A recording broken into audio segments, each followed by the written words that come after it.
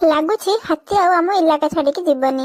ଆଜି ସକାଳୁ ସକାଳୁ ଉଠିକି ମୁଁ ସ୍କୁଲ ପାଇଁ ରେଡି ହେଇଯାଇଥିଲି। ମାମା ମତେ ବ୍ରଶ କରିକି ଆଣିକି ଏଠି ବସେଇ ଦେଇଛନ୍ତି ଟିଫିନ ଖୁଏଇବେ ବୋଲି। ଏଇ ଦେଖନ୍ତୁ ଗୁଣ୍ଡ ବି ଆଣିକି ରେଡି କରିଦେଇଛନ୍ତି, ମତେ ଖୁଏଇଦେଲେ। କିନ୍ତୁ ମୋର ସକାଳୁ ଖାଇବା ପାଇଁ ବିଲକୁଲ ବି ଇଚ୍ଛା ନଥିଲା। ତାପରେ ମୁଁ ସ୍କୁଲ ଯାଇଥିଲି। ଛୁଟି ହେଇକି ଆସିବା ପରେ ମୋର ରେଗୁଲାର ଯେମିତି କାମ ଥାଏ, ଗାଧେଇବା ଖାଇବା ସବୁ କିଛି ସାରି ଦେଇଥିଲି। ଆଉ ଏବେ ଦିପହରେ ଏଇ ଗାଡିଟା ଯୋଉ ମୋର ଜନ୍ମଦିନ ଗାଡି, ଏଇ ବାହାରକୁ ବାହାର କରିକି ଆଜି ମୁଁ ଏଟାରେ ଖେଳୁଥିଲି। ସେଇ ଭିତରେ ପୁଣି ପୁରା ରାସ୍ତାରେ ଆମର ଏତେ ଭିଡ ଜମିଗଲା, ଚାରିଆଡେ ଖାଲି ଲୋକ ଭର୍ତ୍ତି ହେଇଗଲେ, ଗାଡି ସବୁ ଅଟକିଗଲା। କାହିଁକି ନା ପୁଣି ଆଜି ହାତୀ ବାହାରିଛି। ଏଇ ଦେଖନ୍ତୁ ଦୂରରୁ ଯାଉଛି। ଆକ୍ଚୁଆଲି ଭିଡିଓଟା ପୁଟୁ ଭାଇ ସୁଟ କରିଥିଲେ, ଆଉ ମତେ ଏଟା ମାମାଙ୍କୁ ପଠେଇଥିଲେ। ଏଇ ଦେଖନ୍ତୁ, ମୁଁ କିନ୍ତୁ ହାତୀକୁ ପାଖରୁ ଦେଖିଛି। ଆପଣ ମାନେ କଣ ଏମିତିକା ହାତୀ ଦେଖିଛନ୍ତି? ଯଦି ଦେଖିଛନ୍ତି କମେଣ୍ଟ କରିକି ନିହାତି କୁହନ୍ତୁ।